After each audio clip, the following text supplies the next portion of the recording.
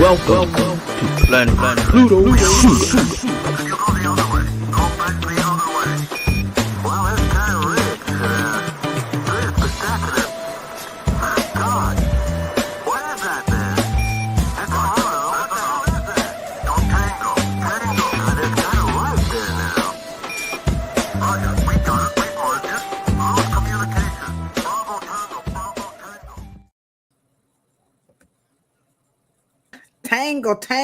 Tango. What's happening? What's going on, Cheryl? How's it going out there? Everything is cool on my side of the world. Ain't nothing to a chicken wing. You know what I'm saying? What's happening, good people? It's still daytime here, right? It's still daytime. That's right. It's black time here. Y'all know what we say now. What's happening, black? How's everybody doing out there? Y'all know who it is, right? It's me, your homegirl, Ladosha, Wright, a.k.a. Lo Lo. That's right. And then right over there, y'all know who it is, right? It's the one and only Cheryl Morrow, a.k.a. the Hair Oracle.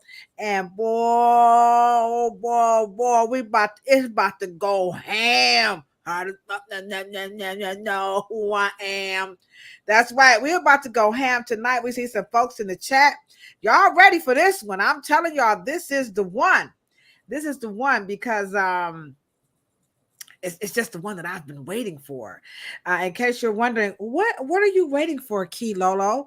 I've been waiting for our 57th episode. That's right. We are 57 episodes in. And tonight on Planet Pluto Pseudo, it is all about the dangers of misinformation. This is our interview with the one and only someone who I admire and I just love what they're doing. It's brother Ankh West of the Pseudo Killas. And the inspiration for this particular podcast, I keep telling y'all I can't stand when people are spewing misinformation because it's bad. And nowhere are we feeling the wrath of misinformation than the barber and beauty community. I mean, this situation is what, Cheryl? Horrible. It's out of control. You know what I'm saying? Out of control. It is freaking out of control. The natural hair community then lost a rabbit A double letter minds, and some of the barbers and cosmetologists and other beauty professionals, they're kind of falling for some of this. And so this is not my lane of how to do the whole accountability thing, but the Pseudo Killas has a wonderful YouTube channel that I consume like you would not believe. Like Cheryl and I, we're like such hair nerds. Like all we do is send each other like, did you see that? Did you see that interview with Ta-Nehisi Coates? Did you read that article in the periodical? We're like true hair nerds. And so, Cheryl, why is it so important, in your opinion, that we address this misinformation in this day and time? Like, why now? Why did we do it like 10 years ago? Why right now we got to go ahead and hit that nail on the head? Man, I mean, we've always been needing to do it, but today's times and today's environment, the political environment, cultural environment, social environment, professional environment, entrepreneur environment is you got to get that information right so you can know how to charter your course. And my whole thing is truth is the best set of circumstances to be able to be on the right track. And that's so the only way. Yeah. That's the only way. And Cheryl and I, we start to look like fool, like it's only Cheryl and Ladosha talking about it. Well, you know what? If you're silent in the beauty industry and you're watching this stuff go down, I just couldn't take it anymore. Like, how are we just gonna sit back and let them just keep spewing all of this misinformation? We have all these wonderful people in the chat, like Sosa World, what's happening? Oh, we got Sosa. Oh, I feel real special. Hey, Sosa, how are you? We got my main man, Theo is in the chat. We got LB, who knows she must be in the chat. If not, I will go up and shake her heights and knock on that door and be like Gerald Absolutely. Levert. I will stand up to your job and email all your friends. That's right, LB. So nice to have you in the chat. Juju, who I love so much. I love you, Juju. It's so nice to have you with us. It's like such an honor to have people who we admire on social media. VK, I was going to send you the link anyway, VK, but you did beat me to the chat. My home girl, Selena AG, is in the chat. So wonderful. Love to see you. See you. The Instagram, my Instagram family is coming through like it ain't no tomorrow. We got Bill FUS land. We got La La Latifa. What's going on? It's time for me to get my home girl. DJ Shiny Sean. Me and Cheryl want to come back on the DJ. So that was one of our dopest appearances was on your show. So we love to come back. And then we have Miss Sherry. So everybody on Instagram is always good. Then LinkedIn, that's our quiet trollers. So LinkedIn, we're so glad that you guys are tuning in. So we're like firing on all cylinders on all the platforms. We have people checking us out. And in case you're wondering, like, well, what is Planet Pluto Pseudo? So this is a podcast that is specifically for licensed barbers, cosmetologists, nail techs, estheticians. And in the chat, we got the dopest hair aficionados you ever want to see on the planet. These are, we're just going to call them our change agents. Yeah. And they help us change the narrative about the misinformation that's taking place in the barber and beauty industry. And to a lot of people, this may seem like it's very frivolous, but what people don't understand is the barber and beauty industry is a very, very, very important pillar to the American economy and definitely to the Black community. It's being downplayed. We're being slighted. We're passing monies into pockets of people where it should not be, and waves and masses like we would not to believe the wealth that we have given away in the past 20 years. And the only reason why I know this is because of my protege, my hero, my shero, my jigger, my jerv, my jelly preserve, Cheryl Morrow, who's doing a great job at helping us understand that we must get this right because our ancestors has done a lot. And what we are seeing happening in the barber and beauty community by way of misinformation, I professionally and personally feel like the gentleman that we are about to bring in, Brother Ankh West, is going to help us in the beauty industry understand why this is not a good thing for us, not only financially, but it's doing other things that's hurting our careers in so many ways that a lot of people don't understand. And it was on their platform that where we saw this, they call it the conscious community, where the misinformation was getting really out of control. And so these group of individuals, I call them some rogue scholars, okay, because they don't play. They're doing to me a really good job of being on the pulse of the community to try to help, intervene and prevent and all that other good stuff, because misinformation is just not a good thing, as Cheryl pointed out. So tonight, this is going to help everybody understand what we should be doing, how we should be doing it. And Unc and some of his proteges are in the chat. So hopefully they'll be able to make sense out of some of this stuff. Because Cheryl just be doing it all by herself. Y'all know Kilo, I just be instigating all. That's what I do. I just start all kinds of stuff.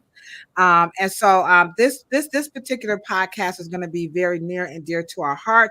We'll get to keep it in the archives. Ain't that right, Cheryl? We'll be in the archives. That's right. That's right. You guys can go back and watch it and spread the word like Thunderbird that the pseudos and the barber and beauty industry, you are on notice, and it's time to stop. And you are really hurting a very, very, very thriving community, has stagnated it, all kinds of stuff. So we have 4 ways that we're going to talk about it. All right. And so we're going to map all of that good stuff out. Drop your questions in the chat. We also have a cash app for Brother Ankh West, all this knowledge that he's going to be dropping. So make sure if you're feeling very philanthropic, show my brother some love, because that's how we make it happen out here. What's up? My brother is in the chat. What's up, big bro Shan? So Shan been waiting for this too. So it's gonna be great. So Cheryl, I think we got that covered. What you think? I think you pretty much got it covered. And if you don't, Yeah, let me get it all out. All right, so without further ado, I am going to bring in the one and only brother Ankh West of the Pseudo Killas. Now, I don't know if he's the founder of it, but I'll tell you what, I did travel to New York maybe about 6, 7 years ago to see these guys do a debate about some misinformation. And boy, oh boy, oh boy, it was like no other. The people didn't even show up, but they still dropped the knowledge. You know what I'm saying? So it was just off the chain. So make sure you share the show, especially to a fellow industry professional, because this is what we're trying to do here is raise the bar on accountability because like Cheryl and I said, it's just a little bit out of control. So without further ado to do boo boo. All right. I'm going to bring in, let me get my hand claps ready. We're about to bring in brother Ankh West and we're gonna get ready to have a good time tonight. So let me get my hand claps going. Make sure I got it going, sure. All right, there you go. Oh, by the way, ladies, y'all know I like a good. Wait, now I'm just telling the truth according to proof. We're about to bring in brother Ankh West. Here he is, right here. Oh, I'm about to hang up the wrong thing. Hold on, here you go. Bam! There he is. I gotta tell y'all, brother's fine, so fine, so fine. What's happening? What's going on? I What's see going on? you. You or Low what's going low. She on? say low low. And the hair oracle. How y'all sisters doing though? How y'all wonderful. feeling? Brother Ankh, how you doing? I'm good. Good to be on the show. I appreciate the invite. All right, It's all Yeah. always important to be in, spaces where the women are powerful. That's always good for me. Oh, So I, he coming, he appreciate that. popping corn like Orville Redenbacher over there. See that? He like the sisters is powerful. All right, okay. Now, tell us a Hmm. little bit about you because you got the guy killer. I tried to tell you, I didn't think he was gonna put that up there, but so he's got the guy killer up there. So tell us a little bit about yourself and let them know exactly who the pseudo killers are because I always talk about you guys all the time, and they like, all the don't time. she just be all on they tip and whatnot. But I old school, I'll be like, talking they did because he got a Mercedes. So tell us a little bit about who's Ankh and who are the pseudo killers and why? Why the So pseudo you killers? you kind of mix it up in the Go ahead. introduction. So you kind of talked about like the Amara squad. Okay. So when you follow my commitment to excellence in educating the Black community, I've been through transitions. And I think all of us should go through transitions as we move towards information and good information because we need to figure out what information do other people use that allow them to prosper in the world they're in? Because we started in a default setting. Our ancestors was enslaved, and so they erased a lot of healthy information, good, bad information, and we literally had to start over again. And I always felt like African Americans should know that, and so I was always on this trail to get information, but I ran into the misinformation and the disinformation, and that kind of stunted my growth. And it was only until I found out what science was and what it wasn't, and scientific literacy, was I able to pull myself out of that and get a good hard look at the world that I was living in. Because what is science? Science is actually the understanding and study of the natural world, because it's knowledge, but it's knowledge of the natural world. And so as we navigate the world, we are a natural people, so we should understand how the natural world works, which actually falls into your industry, your hair care. What chemicals should we use? Should we use it? Should we inspire our children to go to school and become these scientists that will make better hair products for us? Absolutely, we should be involved in that. And because since it is our industry for our hair, we should own a big part of it. We used to, y'all sisters know it. In some kind of way, we literally gave it away. But as you watch me walk through this walk, I went from being by myself, a Conquered by Religion show back on Blog Talk. I transitioned to what we call an Amaral Squad, and the Masi clan warriors, just trying to get spaces where we can educate West African. People act like we don't talk about West. I had a whole crew dedicated to that. Still there, right? Umar squad dealing with Egypt, dealing with different African things.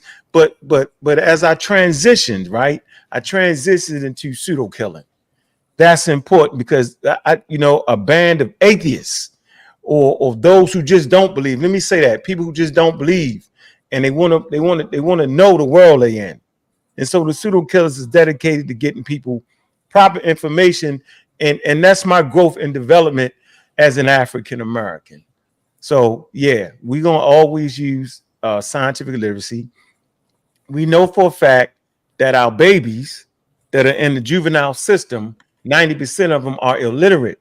So we can just get them interested in reading and being literate, then that can change. So if I'm saying that 90% of the youth that's in juvenile detention and stuff are illiterate, then we can fix that. That don't take no money. That just take hard work and pushing forward, starting our own households. Mhm. Parents can give their kids the right material. We got all kind of things now on the Okay. internet. We got Mhm. AI, right? You can be broke and put something in AI for your kid to look at that. You can say AI break down how you say how do you sound out words. AI do this, and so we need to be up on top of that. We need to be on top of our game if we're Right, but if we're going to flourish. there seems to be a push, and this is what Cheryl and I we are up against in the barber and beauty industry. There's a push to take everything back. Um, and I don't know, is it Cheryl, would it be antiquity or but people in the natural hair, the barber, the beauty community has really embrace this anti chemical, anti advancement, just really I don't know if they are afraid. Sure, how could you describe what's happening? Because he spoke a lot about well, he was very succinct rather Yeah, about the role that science plays in his life. But in our industry, they're very, very anti anything of what you're talking about by way of AI and advancing and creating products. So, sure, can you just kind of elaborate, just to give Ankh, and because his community is in here too, and the beauty and barber industry, we kind of like laughed at. Nobody like takes us serious, but I just want sure to kind of articulate so people like you guys can really see if this is bad for the barber and beauty industry. So, sure, can you just kind of give them yeah. some insight into that? Right. And of course, I agree with everything um, that Brother Ong said, and what we're trying to do in terms of where we are now is try to kind of put and not assume that they do not know anything, but we do know that they are borderline phobic, almost. Um, Almost creating themselves out of the whole total genre of what science is, the artistic value, the cultural value, the social value, obviously the economic value. They're almost phobic towards it. I don't know if it, or either, anti, but if we can stick in the word phobic, and that is, and as you say it in your practice, in your salon, um, I don't know if it's anti that they are intellectually believe why they are working against their own best interests, but I almost think that there is an irrational um, opposition to it, so to speak, until we can get them to understand that Black people are the first scientists, mathematicians, and agriculture, things of that nature. And we are not opposed to these things. We may be disconnected towards them. But once I feel that we can kind of ping into that cultural affinity almost, that once they get comfortable with the and not to say that knowledge is always so much higher above people's heads, but make it applicable in their lives so they can get comfortable with knowing that it's, this is something that they should know and how they should operate. Does that make sense? Yeah. Yeah. That helps you out a little bit, Ankh, of where we're at here. I'm in the same space. Okay. It's the white man science. That's what they hit you with. Mm-hmm. And that's actually disinformation. So there's a difference between misinformation and disinformation. So misinformation is false or inaccurate information, getting the facts wrong. Disinformation is false information, which is deliberately intended to mislead. Wow. Okay, and so they're actually misleading us, and they do it on purpose, and they end up taking all your business. So if I can force you out of business and this ain't right, that these chemicals gonna kill you, that you put fear into people, when that's not actually the accurate approach. That's not how other communities do it. They actually allow their scientists to make the products better. It's just that simple. You want to run us out of business, run people to we doing it natural when the natural thing. See, here's our problem with our community. They misinterpret what natural is. Let's get that straight. Here we go, guys. Right? They misinterpret Classes in what natural session so is. you can stop guessing. Yeah. So when they start talking it's natural, they don't mean that. Because last time I checked, natural kill you. That's what kill you. It kills everything. 99% of all organisms have been extinct based off of natural or nature. So they misinterpret that term. Just because something natural don't mean it won't kill you. You know what I'm saying? Like most things are actually poisonous on planet Earth. It's just the amount of it. Water can be poison to you if you drink too much of it. Air can be poison, right? Everything you think of, even strychnine poisoning, if you do it right, it can be helpful. So we don't even understand it. That's like shoom going over people's heads. So we misinterpret what natural is. If you said I'm gonna take a natural remedy during the COVID virus, you was in trouble. Right? You was in trouble. You didn't think you was, but you were definitely in trouble trying to use I'm gonna eat some good food, get some rest, I'm gonna exercise. Right, that's all helping, but at the end of the day, it's not gonna stop that virus. Right? That virus is natural. Wow. Okay. And it was good, and it actually colonized planet Earth. That's how successful the coronavirus was. It colonized planet Earth. Wow. Okay. And so and that's part of being scientifically literate. Okay. So the business itself has to be scientifically literate. What you're doing has to be scientifically literate. The way you engage your customers has to be education in it. So if we got a problem with a perm, then let's look into it. Let's look at because life is chemical, right? So they don't really see life as chemical. Life is chemical. And so like the way I have it broken down, like I said, it's going to be in 4 ways. Now, Ankh is not a cosmetologist, so we are not here to ask him any hairstyling questions or anything like that. Save that for Cheryl and I, and we can make the connection. Give you some ancient history on how black women. But our goal here is to take 4 common themes that we see. I've identified, and Cheryl and I, we talk about it all the time, that these are the 4 most dominant issues that's killing the potential, the infinite potential for professionals to grow beyond, around, upside, whatever, the beauty chair. And so Cheryl is very big on taking our careers beyond our fingers, but we're not going to be able to do it beyond our skill set if we are and Cheryl said we shouldn't be saying anti, science, but just opposite of, let's just say, advancement. All right. And so our goal is not to try to, convince or anything like that. It's just really to help shine some light on what we know is hurting us. I'm a salon owner. The ignorance, or I just learned a new word today, disinformation, is very real. And as a salon owner, it really impedes our ability to help train so that we can meet the demands of what's coming in the hair salon. I mean, I think the biggest myth is that people go to a barber shop just for a haircut, right, Cheryl? That's the biggest myth. Well, I mean, of course, that's a historical mistake. Mm-hmm. But here we go again. You know, I believe that there is a difference between learning something and memorize, and trying to get your people to remember. Because once you say something to them, they will be able to put one thing with another thing, and then all of a sudden they'll go, "Oh, that thing."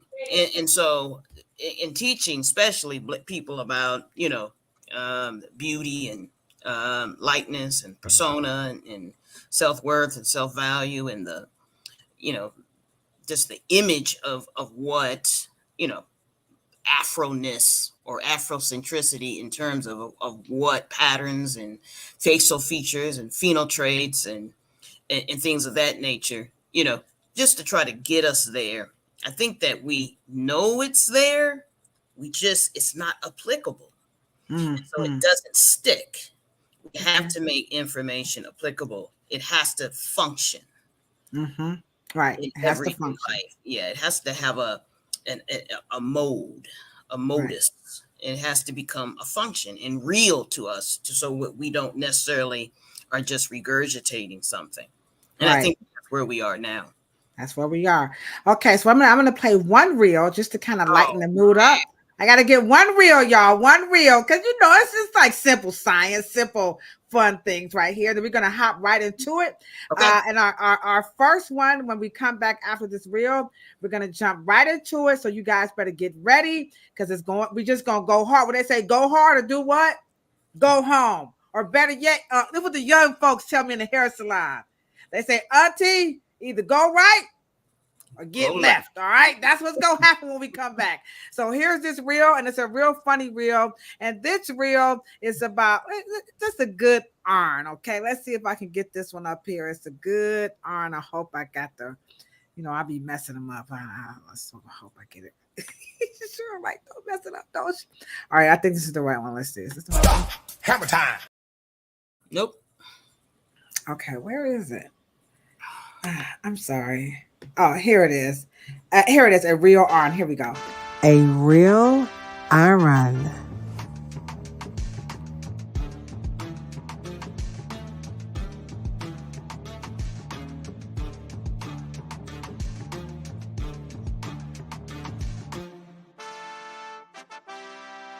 Come on now, dog. Come on, man. So now there are lots of products that you could use to help make that hair slick. But because we're just so anti-chemical, we're so anti-polymers, Oh my God. Well, we're and anti-resin. it's not as outlandish as it looks, because that's what we did on the plantation. But Jesus. This is what we're dealing with. They just want to go back. It's like, come on now, dog. And wait a minute, it's all mini, this, what is it? Get the edges. Yeah, just get that hair to lay down because they don't want to use the chemicals, Ankh. They rather just, like she said, that iron, that definitely comes. As a matter of fact, I'm going to show you how much what Cheryl just said that came from the plantation, because I believe that's on the cover of your dad's book. Is that correct? Absolutely. So on the cover, here it is. Here we go, right here. Just to show you guys how much we're going back. Check this out. Bam. Cheryl, explain that picture. Now, this is 400 years out of calm. This is the title of her father's book. And so I don't know how old this picture is, but this is the epitome of what we're talking about, Ankh. Versus using, and I'm not, like Cheryl said, I get it, but Cheryl, take it away. Tell us what this picture means and in relation to that. One of the myths is that Black people were trying to look white or be white, and that is not true. That what you see on the screen is what you call coping and adapting. That is not something more sinister. I know the natural hair care likes to put it into the assimilation category, but no, that is coping. So you're saying that the elderly woman that's ironing the young lady's hair, that is not acculturation? No, that is actually high art. What would you say, Ankh? Just on the lookership. Well, I wasn't there with them, so I don't know what they was thinking in their mind. But I think I think black women have been changing their hair for hundreds of thousands of years. So I mean, we had a conversation about it in our space today. I feel like black women change, diversify their hair. They've been putting all kinds of stuff in their hair for forever. So that's part of being a black woman. It's changing the color of your hair, you know, making it straight, making it short, making it curly, making it and finding the best ways to do it. So, man, that don't mean you not trying to be yourself. I think that's ridiculous when people make that statement like all right, that. how many people in the chat feel like this picture with this woman stretching out this young girl's hair with an iron, that is acculturation? Let's see how many people feel like if you're straightening out your hair, you know you're just trying to be white, okay? Sure, you can conclude while we wait for some answers in the chat. Is that acculturation, or is it what Uncle Cheryl is saying? Is this folks just changing their hair? Well, more than just trying to be beautiful, because obviously that was not the goal, because they didn't have time for that. In the science of the plantation, the political science, and the socialism of, you know, types of hierarchy and pecking order, and how the rules of what, you know, the black women were supposed to do at that time, that was at midnight. These were stolen moments. This was to adapt and cope to the tools that were available to them. So the hair had to be downgraded to meet the combs and to meet the grooming tools that were in their environment. And so because of the knowledge that our people had at that time, they knew heat would stretch and downgrade the texture to meet the combs, so they could groom themselves at that time. There was no readily Afro combs and Afro picks and tools of their homeland. So what you had to do, you made the hair, because of course, Afro hair being dominant, it can change to any grade or variation. It adapts well. Okay. And that's what you see there. That's what you see there. Okay. Yeah. All right. So far, everybody in the chat, let's see what ye say. How many people feel like this is acculturation? And so far, they're like, no, not really. Okay. All right. But there's a lot of school of thought that when you alter the hair, that some of that has to do with you just don't like who you are, so on and so forth. So let's get right into it. Here we go. I want to get started. The biggest. These are the four. I don't know, what might we say mis or disinformation? Perhaps you can clarify it as we show the clips. But the biggest thing that hurts the beauty industry right now is by way of Afro hair. This is the Afro Hair Science YouTube channel. So the content is really geared around, you know, Afro textured hair. So the biggest one that we see the most is race and hair. The entire industry is uberly segregated and just uberly in the dark, and the education has not caught up with race and hair. So I'm going to play a clip, and if you could just start us off on race and hair, because that's the biggest one. They're afraid of Afro hair. Afro hair is difficult to manage, you know, all these types of things. So Afro hair has got to be the biggest, I don't even know what you want to call it, Cheryl, in the barber and beauty. It's definitely not taught, you know, but I don't even know how to capture it. But something about Afro hair is just, you know, in a pickle. So let me show the clip, and we're going to start off with race and Afro hair. Here we go, guys. Let black hair beat black hair. What? Like, I don't know. I feel like a part of me was like surprised that this still, like, ads like this still exist. So the first thing that I'm going to point out is that Tia Mowry is not a black woman. Tia Mowry is a biracial woman. But being biracial, it's very important. And the reason it's so important is particularly because of things like this, but it's really important that we stop conflating being biracial with being black. You can come from black ancestry and there can be certain overlaps that happen as a biracial person who's mixed with black and a fully black person, but they're not the same thing. Because right now in media representation, we are living in a time where black, particularly women, are being completely erased from media. The dumbest shit people say about black hair. I couldn't resist. Wow. So this is everyday language that we deal with in our industry. The barber and beauty schools are not equipping licensed professionals to deal with this type of content. We see it all the time with, adoptive parents, you name it, on this whole black hair. So You agree with her? oh, heck no. We call it, that's the dumbest shit that people say about black It was hair. definitely pseudo. So let's so how many people in the chat agree with the young lady? She has a outstanding YouTube channel, Mayowa's World, gazillions of followers, very, very prominent, dominant here on YouTube. Now we're not attacking her per se, it's the information. Remember, we are 7 something episodes in, and we're all about the dangers of misinformation. And Ankh just introduced me to a new word, disinformation. So Ankh, help us out in the beauty industry with race and Afro hair, or hair, however you want to help us out.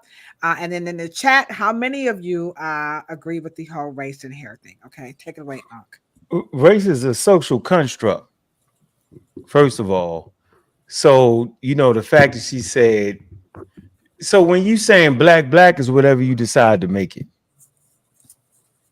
right? Are you looking for a particular look, a particular hair? When you say black, so that's a social construct. And the only black people I know of is the African American, because we popularized that. We black power. We fought. We decided on being African Americans or black Americans. But that was a concept that was born about colonialism, racism, white supremacy. So we wasn't actually sitting around worrying about if you had a white, what you perceived to be a white dad, would look like to be a white dad, or you had a white mother, you was half that and half that. The Homo sapien is the great mix. The very survivability, having the mixture of genes to fought against the viruses. We breathe in trillions of viruses every day. And so the thing that wins out is diversity. Right. And so, African Americans and African people, you just look to the continent of Africa, we have a very diverse types of hair.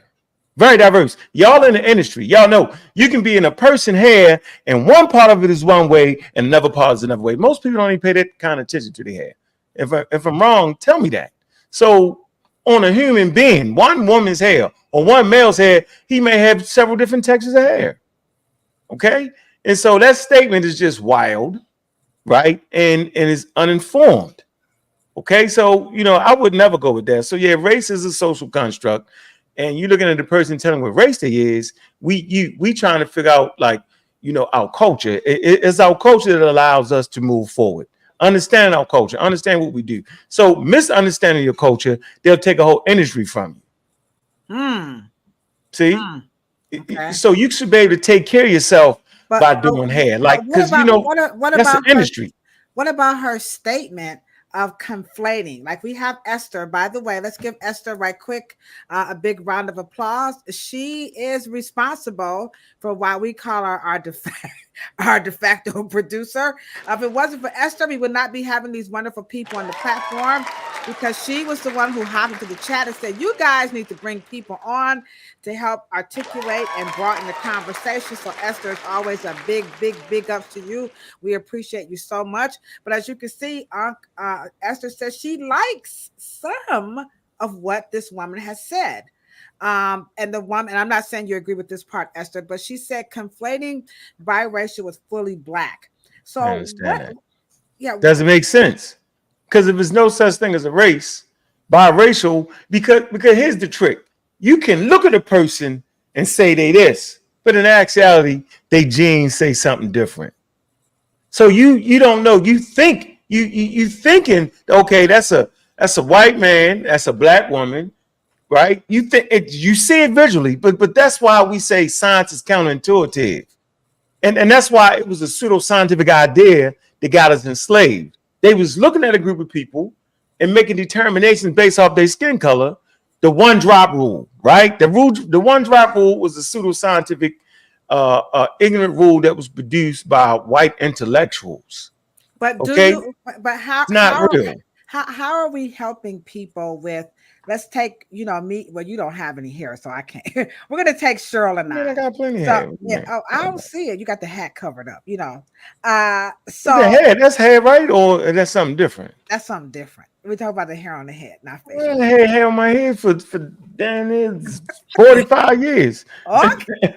So I know about hair. All right. Okay. So let's take, since you know about hair, let's take Cheryl Yeah, and I had two daughters. Well, I had to do their hair at I. times. Oh, good daddy points. Okay. What you So talking about? let's take Cheryl's and I hair. Mhm. Right. There's a lot of people who would say that, Cheryl and I, like Cheryl's more blacker than me because look at how she's wearing her hair. And Oh, that's yeah. Ladosha, so how are we helping people with looking at hair to determine how black? Because that's what she was trying to say to me. Was she? What Nappy. did you think, Cheryl? How did you interpret what this young lady was saying? Um, she was having a conversation by herself, um, and quite emotional about it. A little angry about it. Um, but this is the conversations that people have in cults. And You think that's a cult? that's a cult. Is that cultish behavior, jargon? Yeah, Yeah, that's the crust of it. Yeah, yeah. where you miss. Ooh. That's the start. That's definitely a piece of it where you overemphasize natural. That's the first inkling where the natural is the best, and they misuse the statement natural every time you do. Right? You know, Cheryl yeah, and I, I called Cheryl and I told I was more than convinced that the natural hair community is a cult. I'm going to go ahead on and say it. I'm not going to apologize for it, but Cheryl, you can take it away from there. I just do, but go ahead, Cheryl. right, I'm not even going to apologize. right. It's the same thing as re-indoctrinating their people, social engineering their followers. It's the same dismiss information process, and it's void. Um, a lot of emotionality because she is the one conflating um, racism Mm-hmm. Hmm. Yeah. with the very reverse affinity and affection and philia that she is supposed to be embodying. What made her Can't statement get there. racism? What Hmm? made, because you and Aunt pulled the racism. Now that kind of went over my head, but what did she? Well, because black is not a thing. It's not a race. It's not a group. When we said black, we are talking about philosophy. We are talking about someone being in the blackness incubator, being it's an environment, it's an energy. It's not really a race of people. It's not a geographical place. Right. You can't find it. Where's the black Right, right. Where's the black They getting a little black too government? technical now. What y'all think? It may be historical in terms of definition, in terms of Political statement. maybe Kush or Punt or Kemet, or these words mean dark or black land or black. But when you say black people, the irony of that is that 5-year-olds know when they go and do watercoloring and they paint, at the end of the day, everybody raises their hand and say, ma'am, can I go get some more clean water? Because the more colors you put in, you're going to get black water. 5-year-olds know that. But what she is saying is that if we don't get our emotions together around racism, we will never talk about the gamut of what blackness is just historically. Black gives you, it's so dominant. It is the blueprint. It is the genetic blueprint. The nature selected dark things, dominant things. That's what nature does. But she's not talking about that. She wants someone to have a sisterin, a kindred. She's talking about a relation and a philosophy. She thinks that someone is not born or doesn't have descendants of slavery in their background, and they're in America at this point. So there's 4 or 5 generations of Black Americanism. That's not Black to her. So, right. So Ethiopian comes here, the 2nd generation. I got you with that. Right. All right. Okay. So in our industry, guys, we've said it here 1,000 times. Now, where can people go, Ankh, to find out that race is pseudo? Because we need to be saying this behind the chair. I'm telling y'all, we've got to stop it. But they want to know, people, like, where can they go to find out that race is, like you said, it's a social construct? Well, shoot, it's not until the 17th or 16th century, I believe, where there wasn't white people before then either. Like that, there wasn't any white people, there wasn't any Black people. Ancient cultures didn't refer to themselves as that. You'd be hard pressed to find. I don't want to never speak in absolutes, but you're hard pressed to find a civilization that called themselves the white people and the civilization that called themselves the Black people. That's actually an African American myth. Oh. When you start to play with the people in Egypt called themselves the land of the Black people. Nope, that's some outside people that came in and decided to make that racialized statement against us. Because at the end of the day, like, there's a Homo sapiens vary in color and vary in melanin, and it's based off of trying to have protection from the harmful. We're surrounded by radiation, and the closer you live to your equator, the more melanin you need to protect yourself from the harmful UVA and UV rays. Okay. So the color of your skin is insignificant in the grand scheme of us dealing with each other. That's, white people made it a thing. That's why we practice colorism amongst us. Like, I'm beautiful in Black. The darker you are, the better. The darker the berry, the sweeter the juice. Well, goddamn. What about the little lighter people? Right? Like, damn, I ain't damn. You right? Now I'm not mad at the beauty of being dark skinned, right? That like, I embrace that because it was colonialism that made you get away from that. So I'm saying, once you back home, man, I tell my nephews and my sons, and look, bro, like, for me, I enjoy dating sisters, Black sisters, right? They range of skin color. I say, because you can go to the darkest to the lightest. You know what I'm saying? My first baby mother was lighter than both of y'all put together, right? My ex-wife was darker than both of y'all. So I run the range. You know what I'm saying? So so for me, I don't think because you're dark skin you're better, or because you're light skin you're better. I'm saying that's colonialism. Wow. They separate and divide you like that. That's how you do it. It's called racializing something. So if I can racialize you, then I can put you in a category. And once I done put you in the category, now I got you thinking the way I want you to think, because I'm going to always put you in the category at the bottom, and I'm going to put the white at the top. So, white is superior, and God is white, and the angels are white. And there's that devil food cake over there, right there. The devil's food cake, the devil is definitely dark. Right. The dark night. Everything that is dark, it is bad. That was wild people. that was very ignorant people. They enslaved 12 million of us based off the ridiculous pseudoscientific rules that they put on us. So I'm not promoting racism. So I'm not going around saying indigenous people call themselves black people. That is colonialism on your mind that you can't get away from. I'm not running around saying we have nappy hair. That's colonialism. I'm not running around showing that ugly picture. They picked the ugliest person. They picked the ugliest black person they could find. They find a guy with the lips poking out here with the extra peppercorn, not they call it the nappy hair, and he's the one. And then in the middle, you got the white guy with the well-mannered hair and the suit. The black guy is naked, right?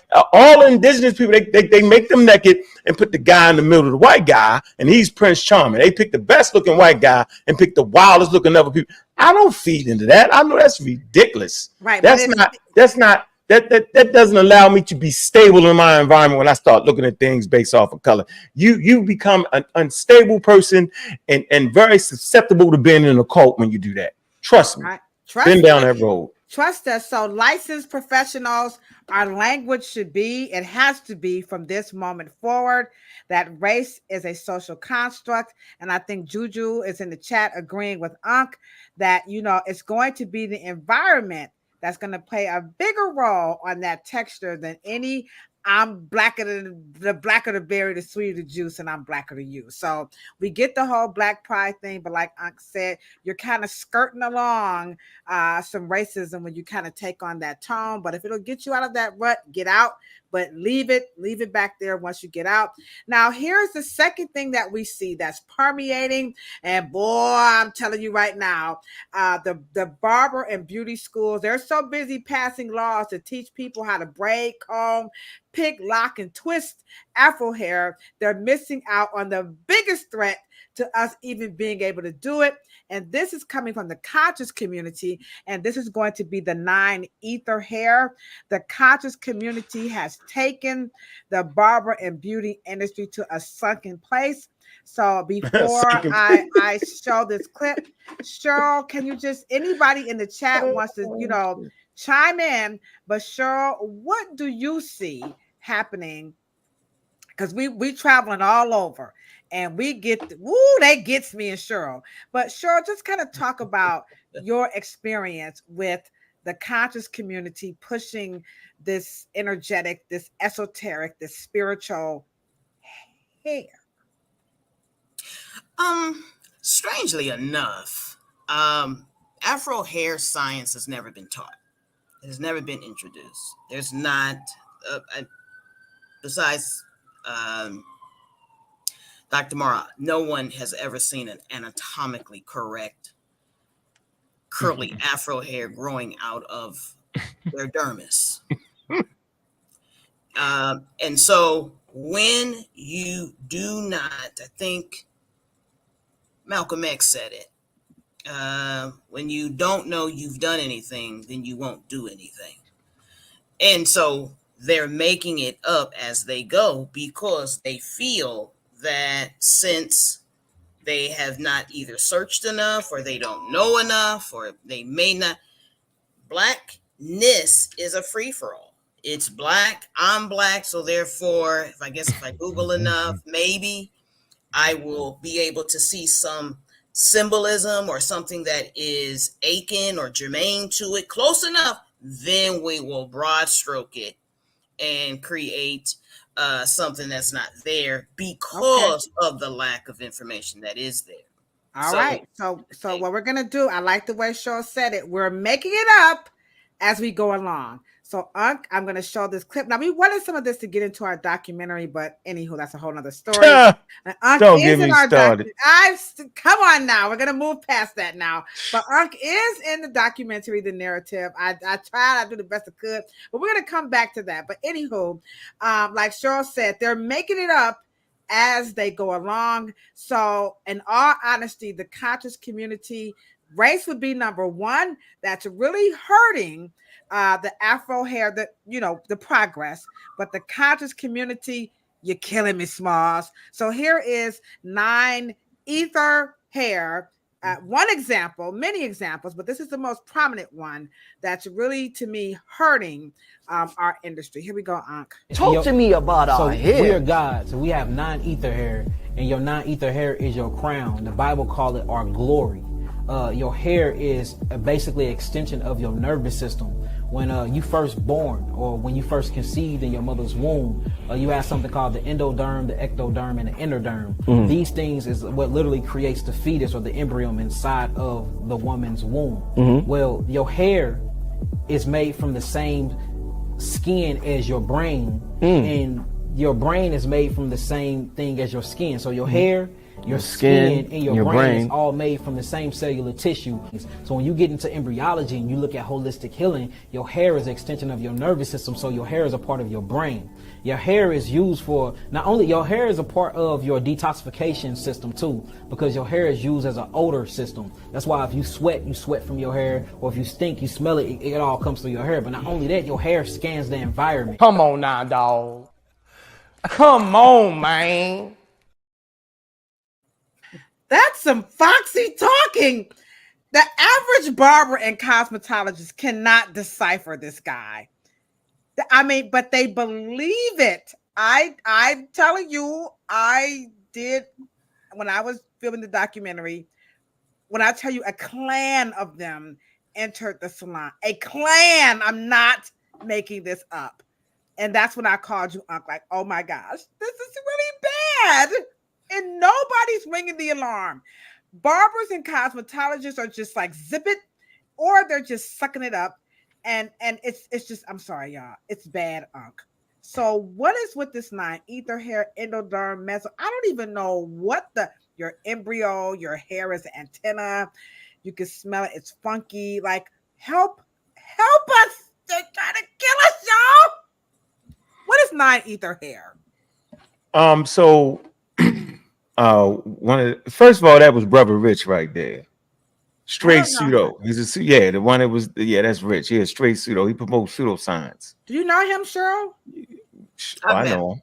I know him. He's a pseudoscientist. He promotes. How many people in here knows who Brother Rich is? Gang? Yeah, Underground Railroad and all that. Everybody, come on. Like, okay, let's see right quick. Everybody in the chat, if you know who Brother Rich, drop a yes or a no. Keep going, Ankh. So I think right here, this is what he was doing. He was doing this. Let me put this up. This is exactly what he was doing. So I'm gonna share my screen real quick. Let me show you the game they playing. All right, here we go, guys. Woo, this chat is on fire on all cylinders. And big up to the Pseudo Killas. We got a lot of Pseudo Killas in the building, man. I appreciate them. We travel well, man. I appreciate y'all. Oh, we need y'all over here. Let me give a big up all to the Pseudo Killas. We appreciate y'all. Y'all coming through for us. Y'all helping the black. I hate to say that, the black community. Okay. You can share my screen. How do I do that? Present. Hit the share screen. See it's right there. Just click it. Look at the bottom of it. There you go. Oh, she can be taught.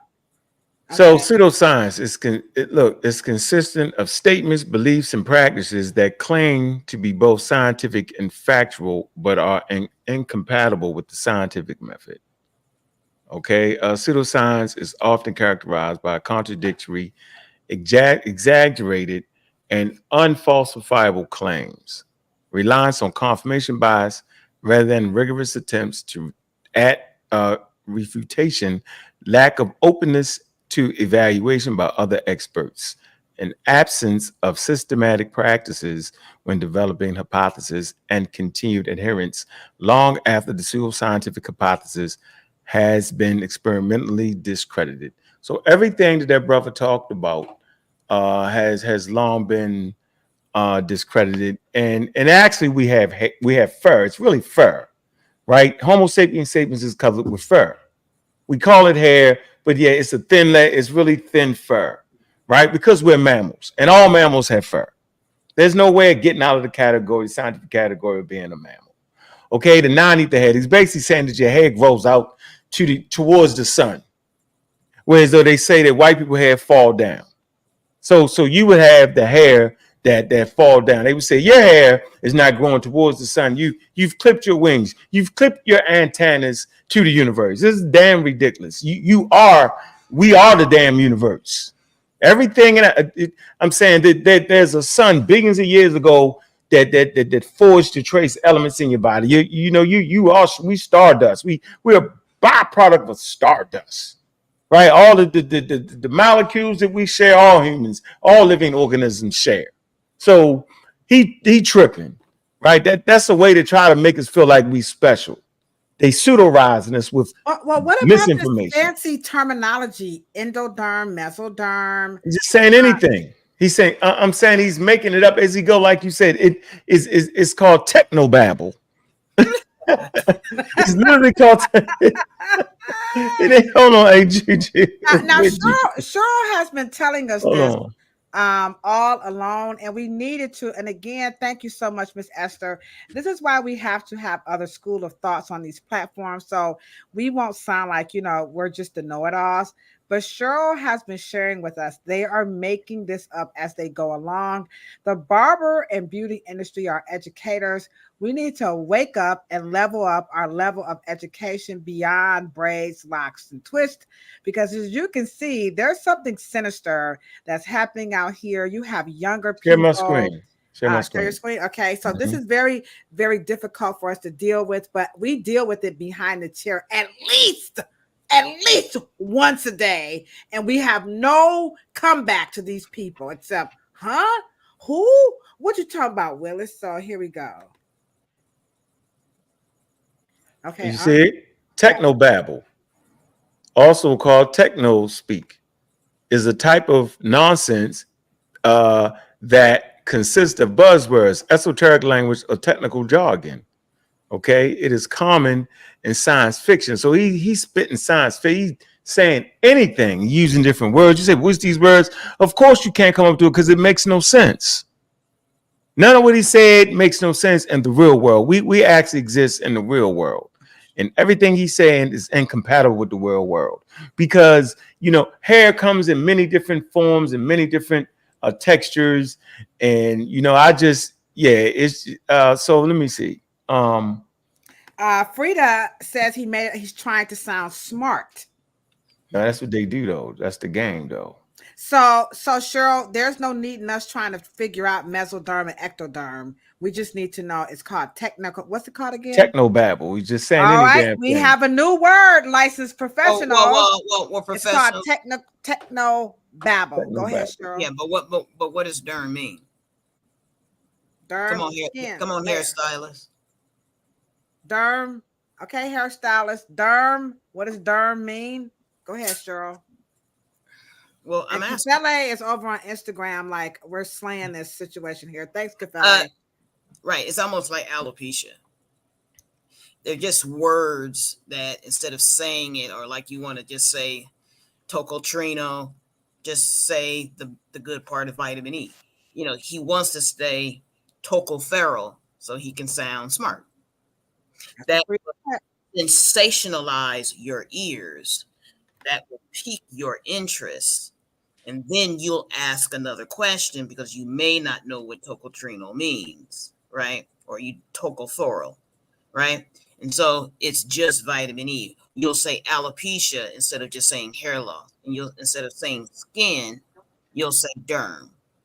It's not one. You know what I mean? I got you. It's like he says, it's like, it's technobabble. Technobabble. That's the word. Could you guys please once again add it to your rep? Go ahead. I'm sorry. That is in the way he was saying it. Oh, he was is to be able to kind of reverse indoctrinate. See, it's the same form. The indoctrination is the result, and then you use or misinformation to kind of indoctrinate. The ladies love him, by the way.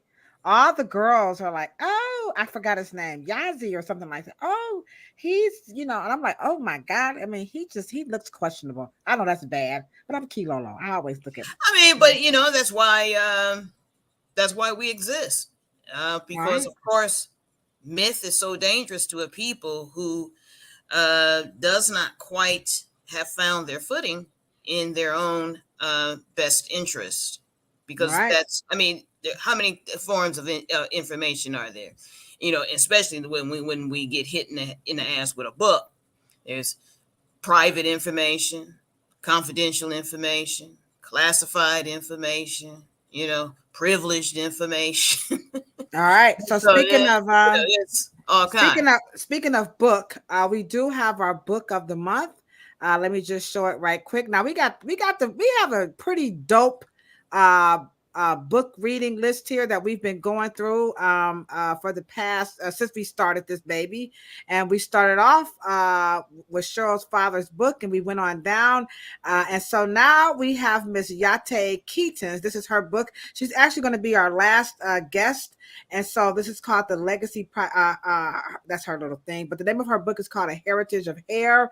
And so we're going to be highlighting a little bit about her book towards the end. So be on the lookout for Yate Keaton. She's a master barber and an author. So that's going to be our book of the month. In case you missed last month, we had Master Key.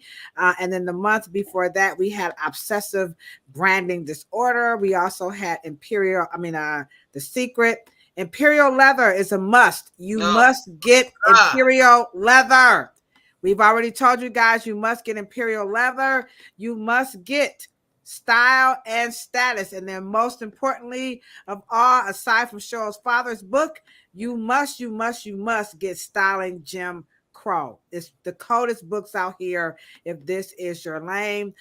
So Ankh, you want me to share your screen right here? Want me to share this? All right, here we go.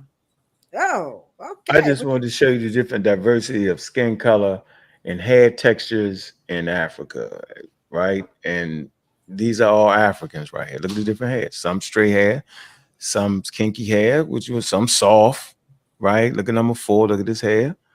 It's all African hair, though. Because we're the most diverse, and Africa has the most diversity on planet Earth. So if you look right here in this caption, it says diversity in Africa than on all the other continents combined.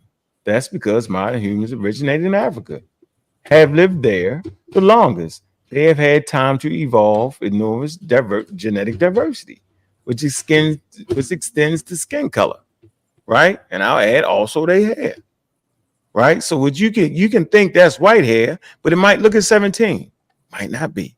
See, right here. Yeah. Right underneath for the little boy, the big picture of the boy, look down to the bottom. Look at her hair. That's white hair, obviously not. so we live, no, I'm just kidding. We live in a box, though. What I'm saying is we live in a limited world, right? We live in a limited place. I guarantee you, if you was to go to other places and travel, specifically Africa, you'd be amazed at the diversity in Africa. You'd be like, wow. You go to North Africa, there's a hell of a diversity in North Africa. You go what they call sub-Saharan Africa, enormous diversity in hair textures and colors of skin. So we just been tricked. That's what I'm gonna tell you. So that's why we practice scientific literacy, so that we can look at this picture right here and see the diversity of the skin color, right? All on the continent of Africa. So we just been bamboozled and hornswoggled and just led astray. I mean, it is what it is. I don't know what else to tell you, but I know science is the only way we can get out of this. That's the great. Okay. So your industry. So maybe people may have had bad experiences with unqualified people in your industry that put too much chemical in their hair and don't know what they're doing. And so there has to be some training to go on. You got to be qualified. There's so much emphasis. Everybody feels like the braids, the locks, the twists, the coils, like that's the advancement, that's the new. And we're like, oh no, that's not the event. No, what? Not. Why are we just stuck there? Oh no, that's not real. You can look it up. With so much more. So here's our third one. Speaking of that, now what we need you guys to do, because this chat is on fire, but we don't have any likes, Cheryl. And me and Cheryl, that makes me and Cheryl feel like you guys don't like us, okay? Or the information. So we need you guys to take a moment out right now. Cheryl's going to show you what you need to do right here on this YouTube platform. If you're on Facebook, LinkedIn, even on Instagram, Cheryl, show them what they need to do right now to help change the narrative about the dangers of misinformation in the barber and beauty industry. Here we go, guys. Check it out.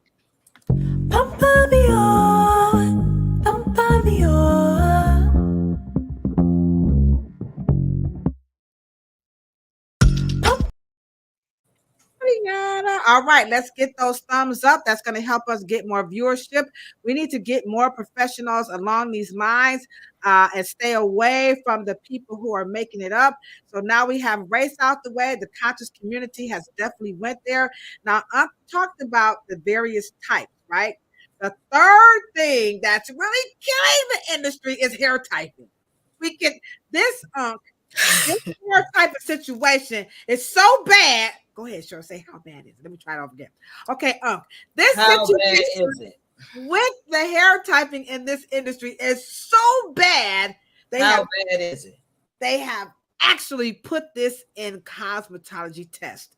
So I want to show you an example. There's a plethora of them, but you could have never told me in a million years that Black people would have failed for the hair typing system.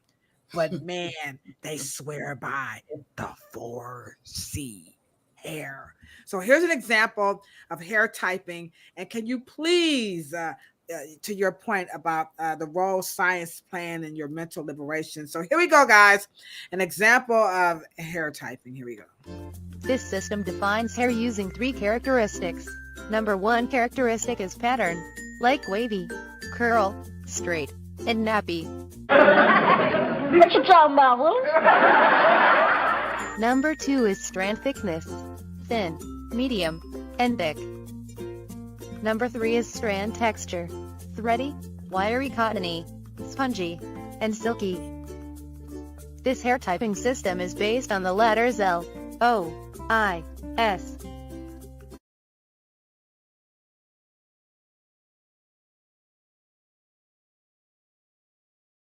So,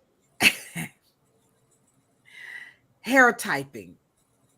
You said you can't classify humans. You just told us that. You said Africa, I don't know. You got to maybe repeat it, has the largest diverse. I don't even know how to repeat it because I'm just so perturbed. Why do we think we can type hair? Like, how can you help the barber and beauty industry?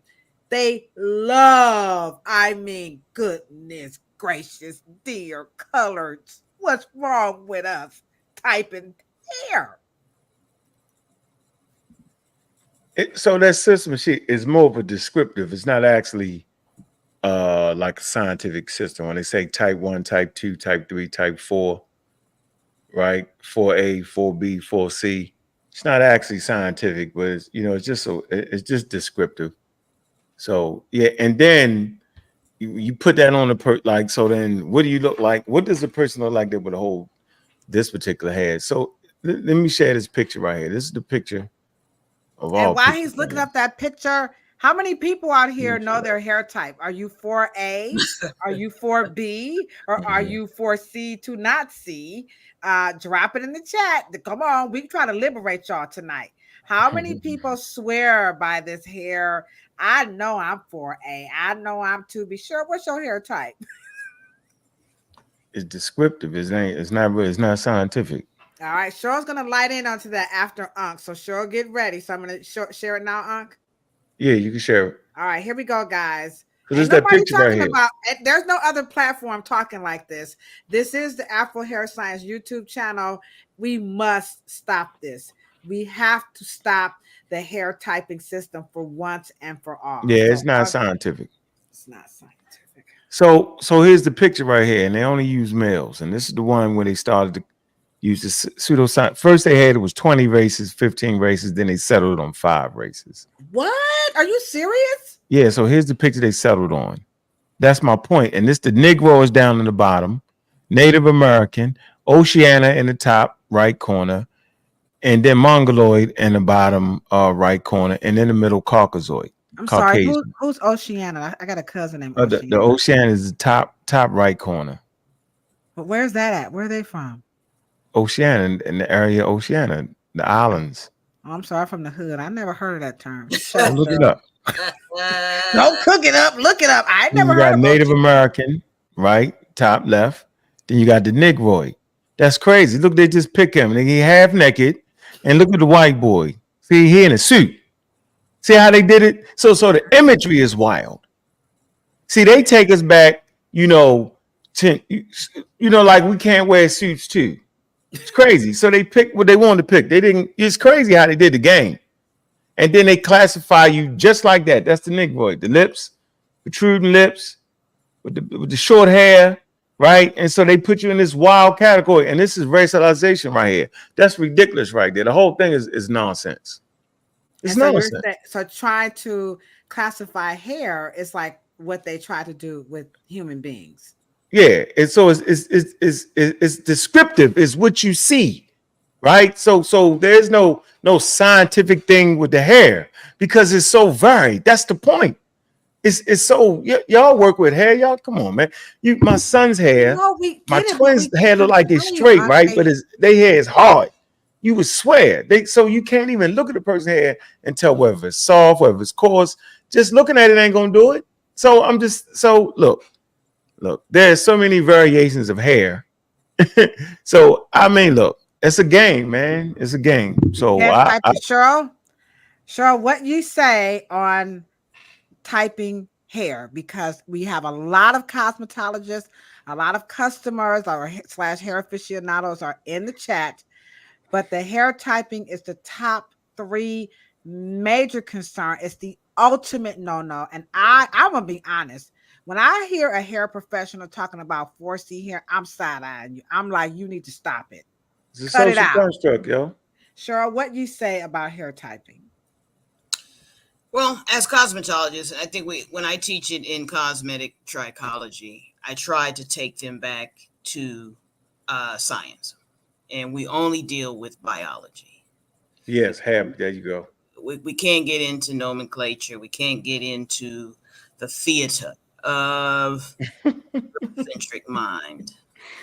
So smart. you can't get into that because, of course, the lowest form of any human that's venturing into knowledge, they want to what we call define something. Okay, they want to define something, and so in order to define it, because all we're talking about, really, guys, is power. If you have power, then you write the books. If you have power, you get to define. And then once you get to define, you begin to place people in their hierarchy because you're getting ready to set them up for a class system. Then you put them in categories and groups according to what you are getting ready to do to them in terms of take their resources and give them what we call status.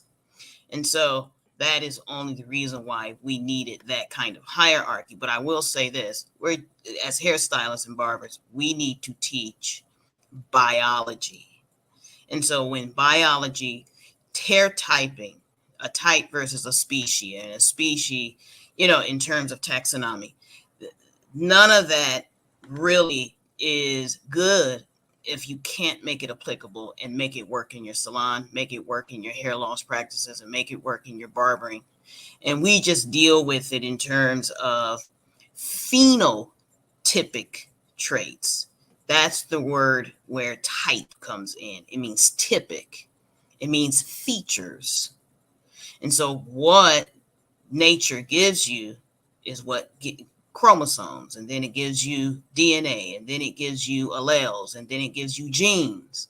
And those gene arrangement, like Brother Ankh says, that pool of diversity starts what? Handing out various gene pools to certain different groups of people according to their environment. So if nature gives me, let's say 10, so if nature gives me 8, I probably most likely will be dark, and I probably will have the first phenotypic hair, which will be highly coiled. But at the end of the day, what if nature says, okay, you've got enough dominance, I need to balance you out, and I'll give you 2 recessives, right? And so I may have blue eyes, and then I may have thin lips, which is how the Eritrean looks or the Ethiopian looks. And then, but the gene pool distributes phenotypic features according to your genetics.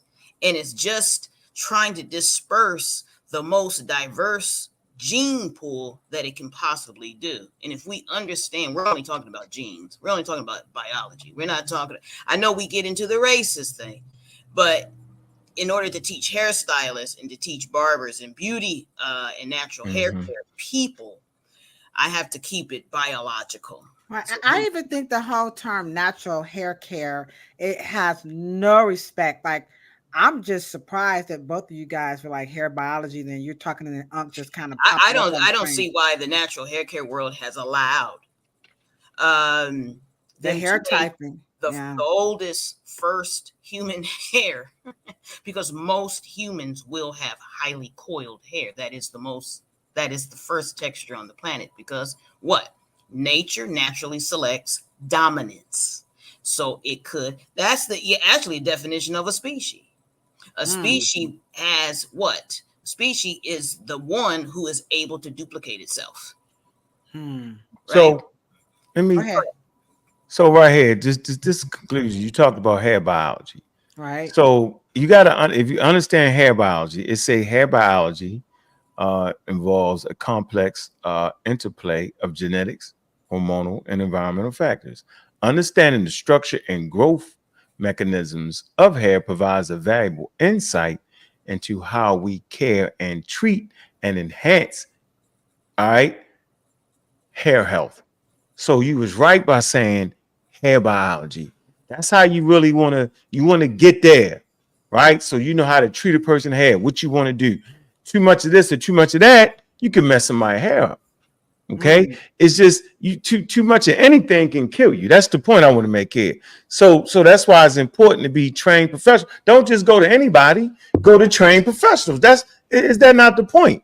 Right. Education. Well, let me ask you guys this: what is the only difference? Because but I don't agree with you when you say that. Not trying to cause an argument, but when you talk about genes, there's recessive genes too. And all these things are important. Okay, dominant and recessive. Right. But I'm saying that's not so you don't want dominant genes in your finger growth because you're gonna have 6 fingers. So it's not. It doesn't mean dominant doesn't mean what you think it means, and recessive don't mean what it means. It don't mean that. That in science. Right. In science. That's all I was saying. Right. It doesn't mean what? It doesn't mean what it say. It say like dominant. It don't mean that. Right. I didn't imply that. Okay. All right. Okay. Well, and let me just say this. I lost my train of thought. I know what I wanted to say. There's only one. You said nature produced dominance. Nature don't produce dominance. Nature don't do that. With nature just work good enough. That's what nature do. If you work good enough, then you'll live to have valuable offspring, because that's what it's about. It's about sex and passing those genes on to the next generation. But if those genes are faulty, then it's not going to produce a valuable offspring, and it's going to die off before it reproduces. So it's all about passing genes. Totally different argument, but okay, got you. Yeah, totally convoluted. But I know where you're going. But and I wanted to address the question or the statement below. There's only one thing in your body that has a type. I mean, what is it? The what? Just a general question to everybody. Repeat that question. There's only one thing in your body that has a type. Blood. Right. And the point is that, and what makes it a type? I have no idea. You have O negative, O positive. Right. And ultimately, the energy in the plasma, which means that there is a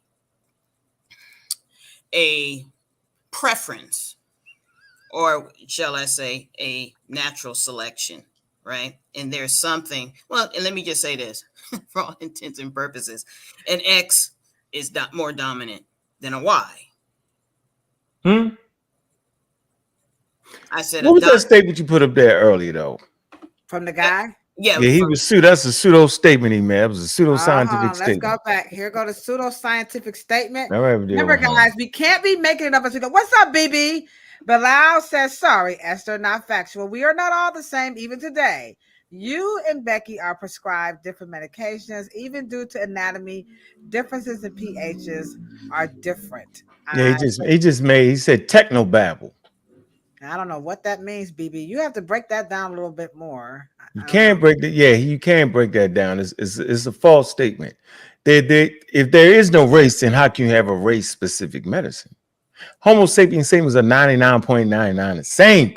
Your eyes are lying to you. That's basically what I'm gonna tell you right now. Your lying eyes will get you in trouble. You know what I'm saying? They say skin is what?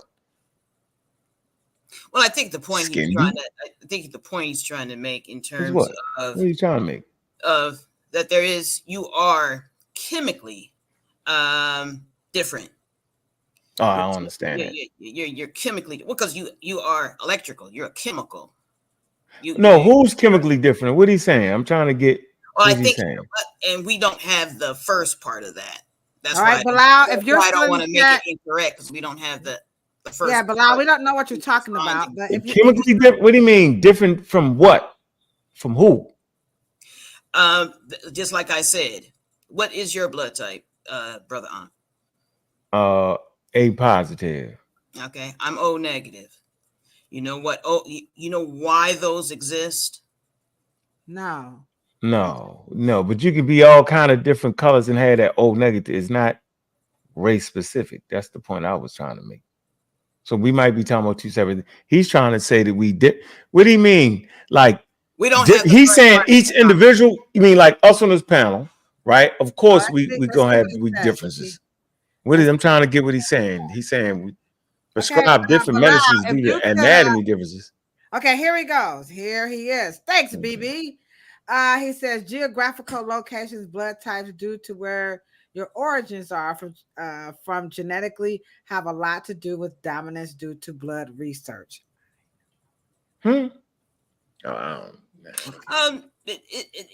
He's there. The key here is that one of the reasons why we can track and we can do things according to carbon and follow certain blood types that were on the planet and are the most, let's just say I'm O negative. Okay. And so I can give everyone a blood transfusion. Of course. Everybody can't give me a blood transfusion. And so in your chemical makeup, okay, is obviously mostly plasma, water, and things of that nature. And we do have a constitution, and the body will remember your perfect constitution. And how we do that is through pH. So I think that where he was trying to go, and that's one of the reasons why we're here, is to make sure that we are sound and critical, and to make sure that the information is always useful. And so we try to get to the closest truth, especially of our dermatology, because we require our dermatologists and our, I think that kind of sidetracked everybody. I don't know where we're going with this because we're all in a chat like, what y'all trying to say? I'm trying to say the blood type is determined in genes and got nothing to do with the way you look or what perceived race you are or geographical region you're from. That's what I'm saying. I think we made it clear that we're not talking about race because I think we did that the first 30 minutes. Or then I don't know what you're right. I don't know what the hell we. Okay, so we kind of went down. I don't know what he was talking. So what was he talking about then? Does anybody know? We did not get the first part of that conversation. He was responding to something we were not privy of. All right, so I was just putting that in the chat so we can see how. Yeah, he's pseudo. O-type blood is one of the most powerful groups of people. Yeah, he's a pseudo. He's not only a pseudo, he's a flaming pseudo. I can even more of that. He's correct. He made that up. No, he's correct. The most what? Stop it. Oh, let's get into it. We gotta stop that. We're not doing that. Well, let me ask you a question. So, belongs to Native Americans, mostly a culture of people who were fit to withstand time. Man, nonsense. Well, That's what I'm saying. Read the statement. We cannot deny what this man is saying. Scientists, let me just say this to you. Scientists unpack. We don't degrade. We unpack. Because I ain't a scientist. I do all above because they have no respect for what we talking about right now. Not at all. Have no respect. And that's the problem right there. They don't respect the conversation ever. Yeah, they just don't. So what's the conversation? Get to the point. Read the statement. All you gotta do read it. No, I think we were. I think Brother Ankh just got locked on his statements. Our goal here is to unpack it, not to. I'm not unpacking techno babble. You gonna run around in circles and be in a rabbit hole and wake up like, what the hell was that? You don't do it. Right. You just unpack it and correct it. How can you? Okay, correct that statement. Read it. O type blood is one of the most powerful groups of people. Also can be shared between A and B type. Belongs to Native Americans, mostly a culture of people who were fit to withstand time. Now, are you latter Native part. American? Go ahead and unpack that. Go ahead. Pack it up. Unpack it. Let's move on. Oh, okay. All right. Okay. So we're gonna move past. I don't know. Carol's not Native American, but she has O positive. So anywho, but this that's not what I'm saying. But that's you can never unpack a pseudo. They're gonna have you in a wild goose chase. Right. Don't call him a pseudo because he wasn't. It was half true. But really? That's what makes you pseudo. That's the pseudo. Truth and false are strangely mixed. No, sir. No, yes, sir. Yes, sir. Yes, all day. See, I knew we was gonna come to the point we disagree, and that's a good thing. We don't disagree. It's just that education must be. Well, sure. Can you make your point in one sentence? Because we want to know. Let's just move on. Because it takes a moment to unpack it. I will say that he was in the right compartment, but he is right that Native Americans are mostly A and B. Yeah. Okay, so that's all we know. Okay, so Native Americans have put that. We got a tool for that. All right. Okay. All right. I'm still I get that. So now we know at the end of the day, trying to classify humans and hair is a no-no. And when you do that, you are making it up as you go along. And it's like Ankh said, at the end of the day, it's only one type of human, and that's just Homo sapiens sapiens. Is that correct? Yep. And it's just a large variations of different types of people with different types of hair, and efforts to classify it into 4 categories. You're just not going to be successful. Okay, guys. So don't type hair. And then our last point, I guess it would be like disinformation as we wrap this up. And I think we're doing a pretty good job. All right. So let's go with this is when you talk about science, Ankh. So here's this new thing we talk about advancing. So there's this thing, I don't know why, but for some reason, people in the hair industry are very obsessed with porous hair. And so there's a test that they want people to do where you float your hair in this water. And so remember now all these advances in science, and they're just doing this here. So I'm concerned about this because I spent about $20,000 on my education in cosmetology. I took an advanced course in trichology, and this was a test that they taught us to do to determine the porosity of hair. Here we go, guys. Last one. Bad science. You have 10 seconds in a cup of water, you can test how healthy your hair is. Take a strand of clean hair and drop it in a glass of water. If it floats, your hair has low porosity, which means it might be hard for moisture to soak in. If it sinks, it has high porosity, which means it might be damaged, leading to frizziness and dullness. If it sits on top for a second and then slowly sinks, it has medium porosity. I say, hold up, wait a minute, something ain't right. She just did the same thing that Bilal did, though. Guys, please do not do this at home. Do not do this at home. So what you say about making even science up as we go along? I have no idea of how that came about, but Unc is looking up something. So while he's looking that up, Cheryl, can you speak to porosity and what does it mean for people in the natural hair world? This is the hottest thing smoking is porosity. They're coming in the salon now. They went from 4A to 4C, deep condition. And if I can ask you before we even get into it, why is porosity important to them? We have no idea. This is why we're on planet Pluto Pseudo. What is it? What is it with porosity with people and their hair? I have no idea. If anybody in the chats wants to share to help kind of gauge the conversation, yeah.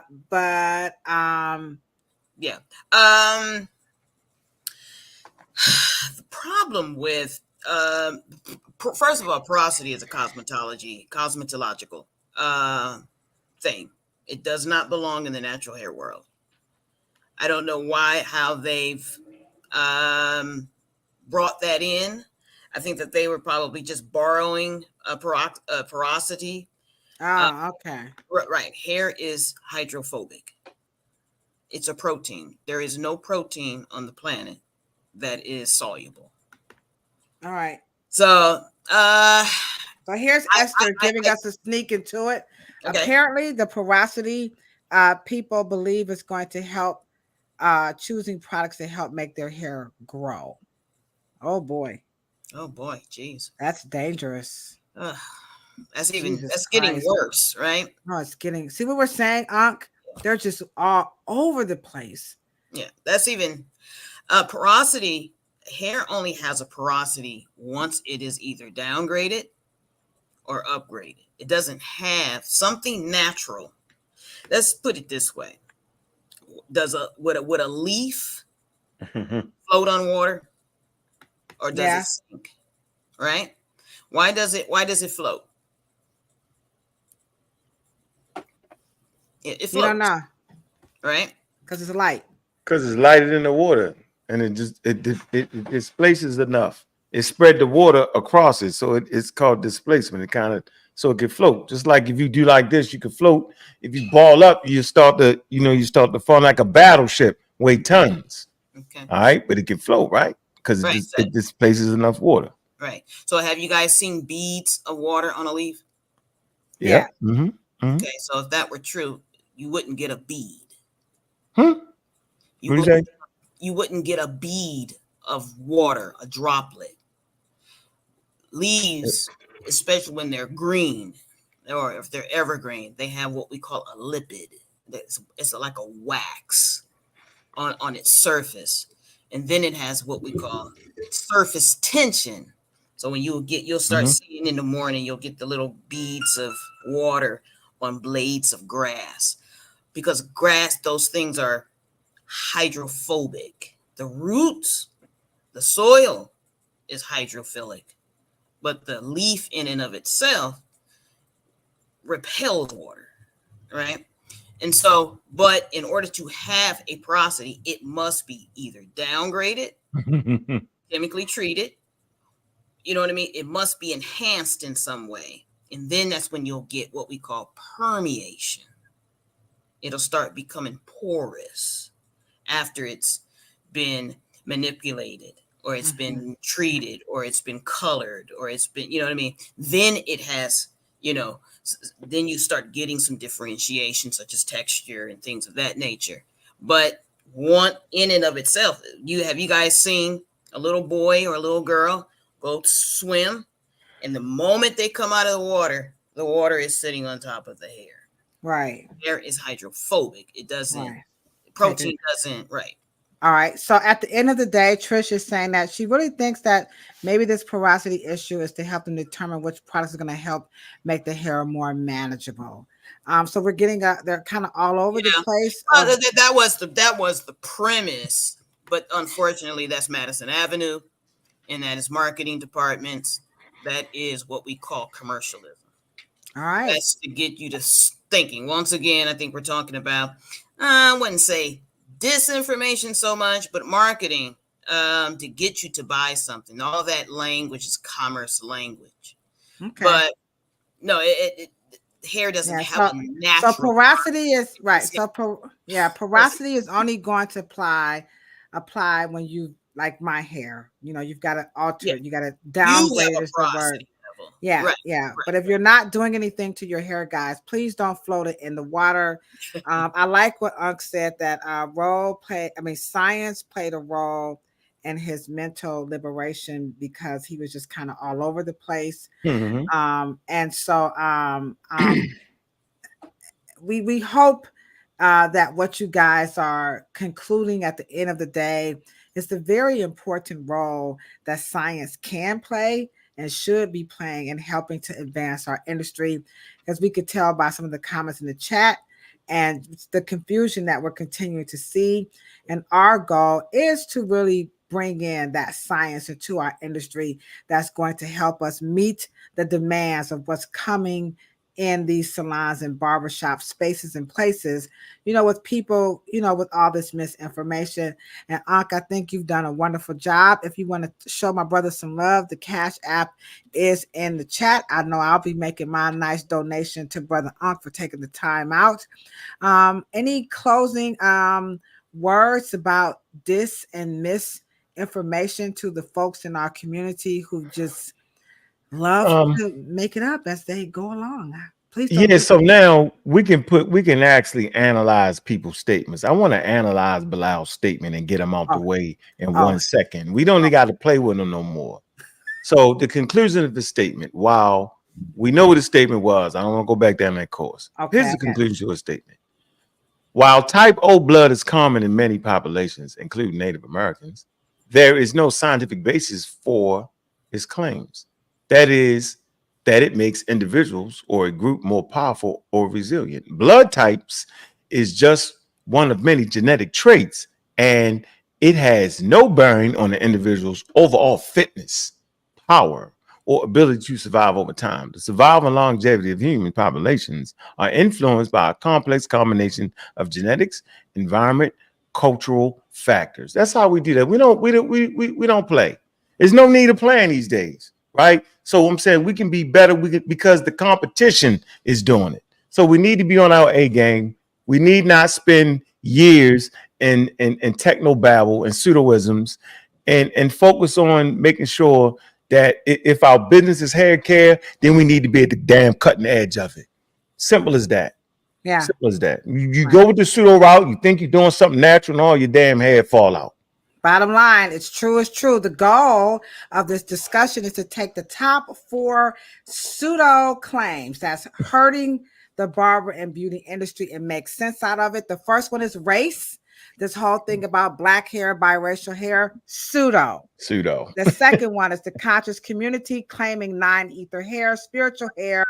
What was that word he used? Antennas to the universe. Your hair grow towards the sun. Yeah, pseudo. These things are hurting the barber and beauty industry. The third one. Let me go back to the little video right quick. Hold on, Tish. I got you right quick. The third one would be the misinformation about the hair itself, just the typing the hair and so on and so forth. And so now, you can't type hair. You can't type humans because the whole race thing is pseudo. So race is pseudo, hair pseudo. All of this is pseudo. Cheryl and Ankh, Cheryl and Ankh is saying those are basically descriptions. There is no science in that. And we have to stop using these terms because they hurt and they divide. And Cheryl and Ankh just pointed out they cost consumers a lot of money and a lot of disappointment in their hair. And then last but not least was the whole floating test. And again, making things up. That's the latest thing now, this porosity hair. And so as licensed professionals, we're like the medical community and the, all the other, every industry or career, they have something that they're fighting against. And so in our industry, we are fighting against the misinformation that's dividing, and it's costing consumers lots of money. It's costing them lots of hair, and it's hurting. It is killing the barber and beauty industry, particularly African Americans. Like, I can't even go anywhere and find any ammonium thioglycolate because all of the companies are not making them anymore for fear of lawsuits, because the natural hair community has convinced everybody that sodium hydroxide and ammonium thioglycolate causes cancer. These are our jobs, guys. We need to be, like Ankh just said, at the beginning. We need to be at the head of the science. Cheryl's father was one of those people who did it, and no one has done anything about this hair situation since Dr. Morrow. And if they have, please let us know, because we love to have them on the show. So Afro hair science is what Cheryl and I are pushing for. We do have a bill here in Ohio. It's House Bill 414, and it is not braiding, locking, twisting, and detangling Afro hair. So that's what we're talking about.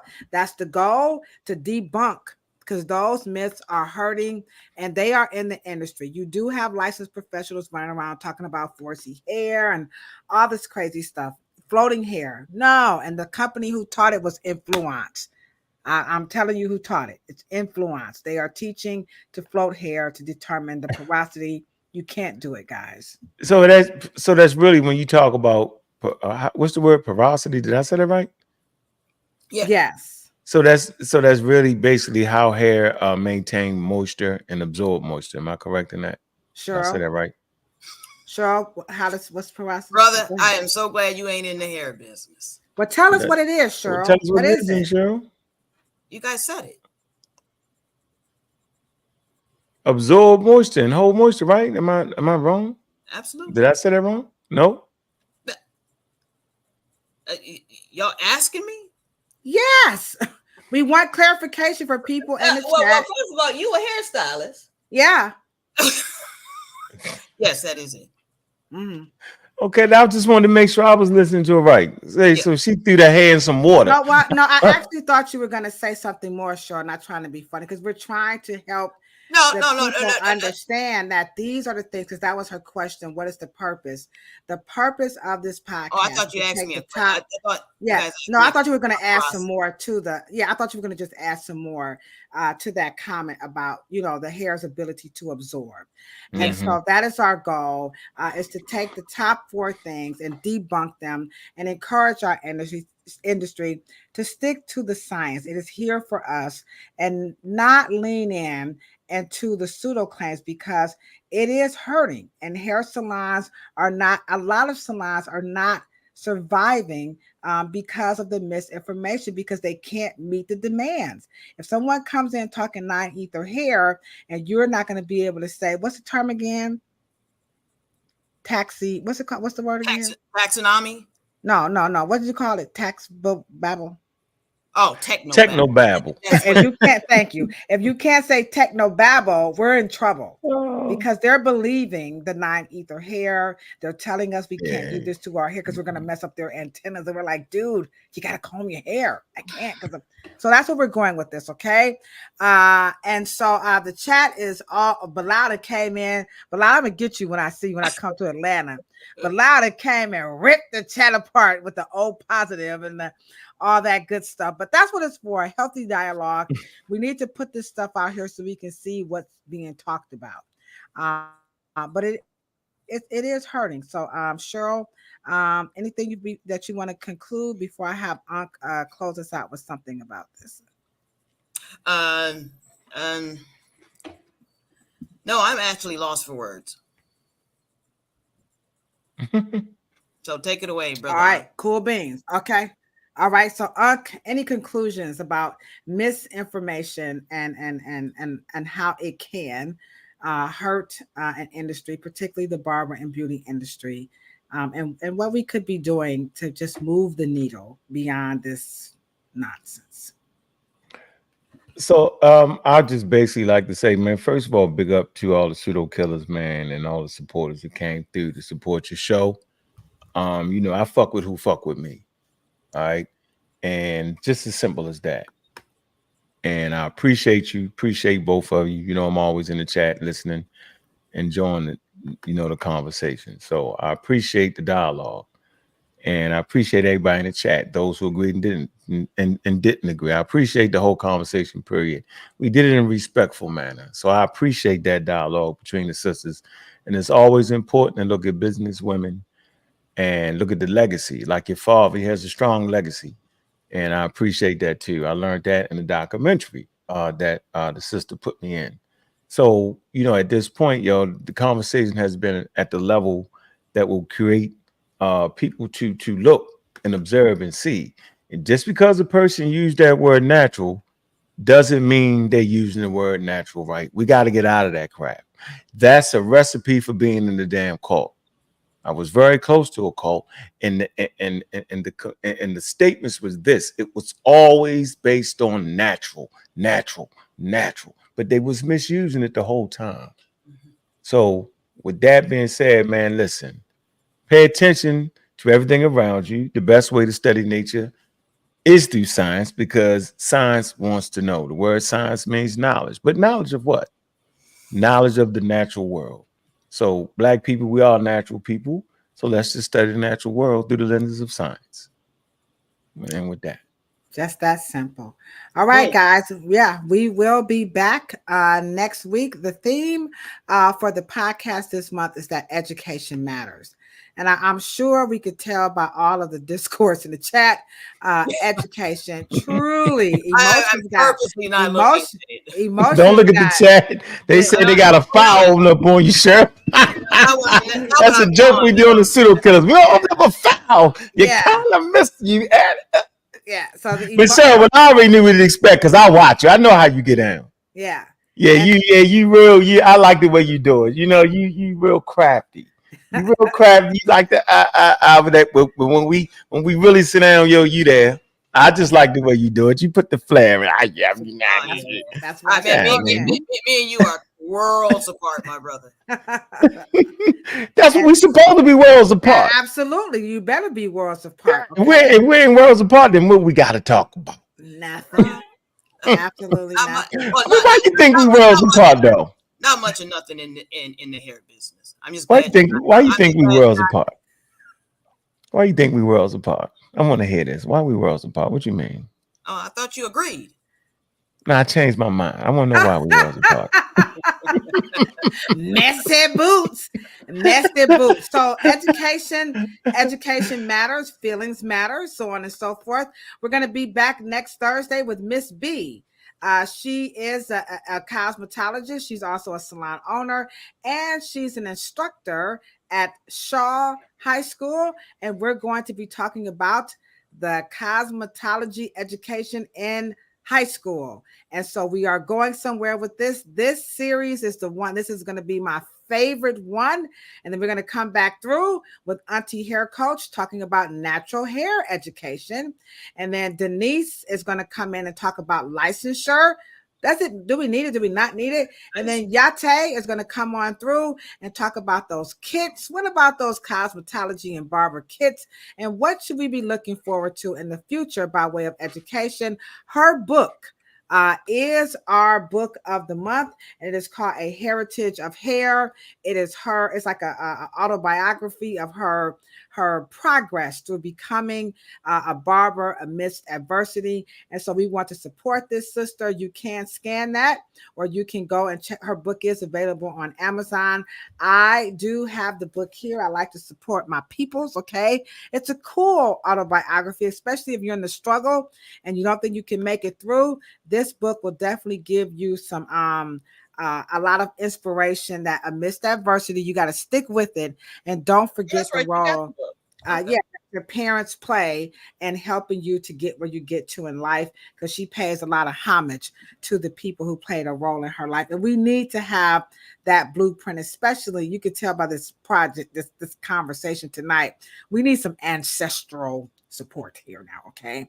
All right. Well, we hope that you can come back with us, because this is only going to get deeper. You guys can go over to the Pseudo Killas. How many platforms do you have? A Pseudo Killas in the community of skeptics. All right. So, Mm-hmm. and I consume this stuff hourly, daily. I watch it. You know, I don't watch any. I just be all on there, like, oh, that's just dope. I love the banter that goes back and forth. So if you think you got something, you know, get on over on the Pseudo Killas and get into that chat. And I'm telling you, it's like no other.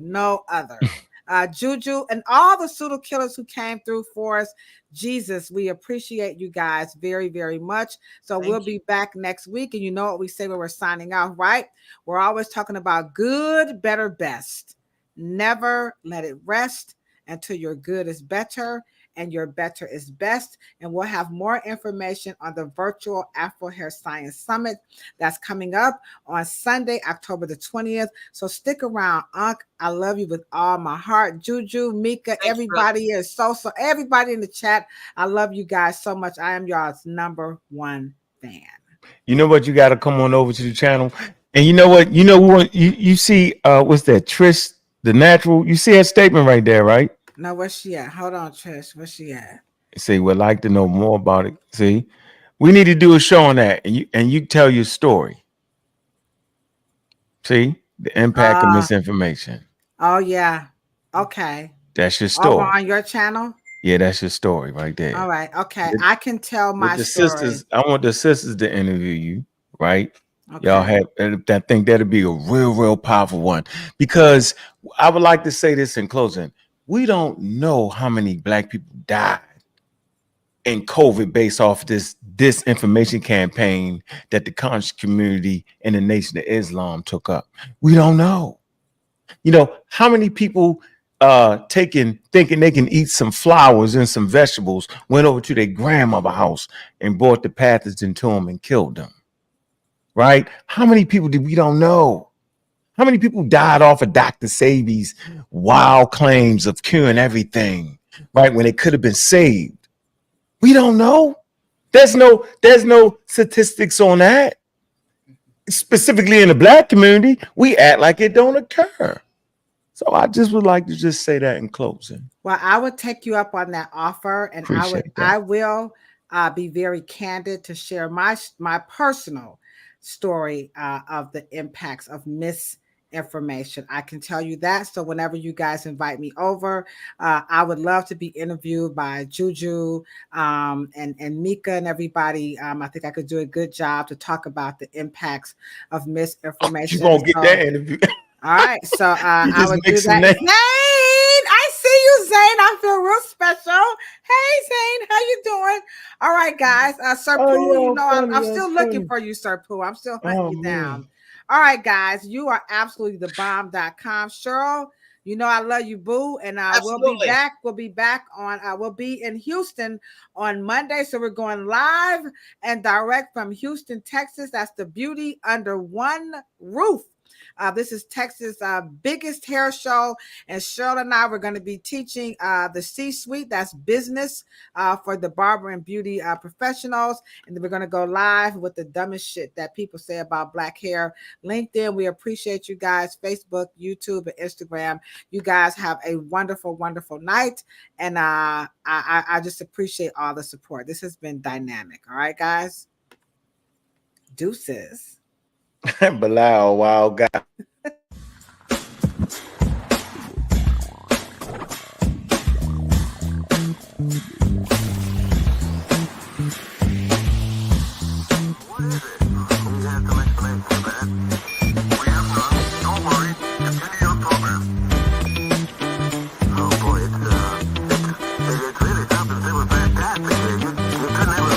Welcome to Planet Pluto.